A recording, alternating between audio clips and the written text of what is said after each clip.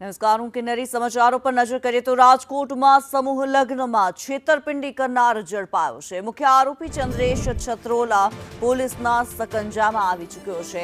22 ફેબ્રુઆરીએ સમૂહ લગ્નમાં આયોજકો ફરાર થઈ ગયા હતા। દાનમાં મળેલા પૈસા લઈ ફરાર થયા હતા આયોજકો।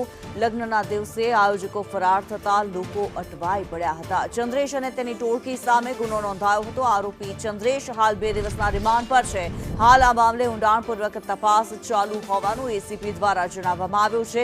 પૈસા ક્યાં ખર્ચ કર્યા, કોણ સંડોવાયેલું છે તે તપાસનો વિષય હોવાની વાત એસીપી દ્વારા કરવામાં આવી છે। ચંદ્રેશ છત્રોલા પોલીસ પકડમાં આવી ચૂક્યો છે। 2 દિવસના રિમાન્ડ પર ચંદ્રેશ છત્રોલાને મોકલવામાં આવ્યો છે। ચંદ્રેશ સાથે તેની ટોળકી સામે જ્યારે ગુનો નોંધાયો છે। સમૂહ લગ્નમાં છેતરપિંડી આચરવામાં આવી હતી। આરોપી ચંદ્રેશ છત્રોલા પોલીસના સકંજામાં આવી ચૂક્યો છે। ચંદ્રેશ અને તેની ટોળકી સામે ગુનો નોંધાયેલો છે।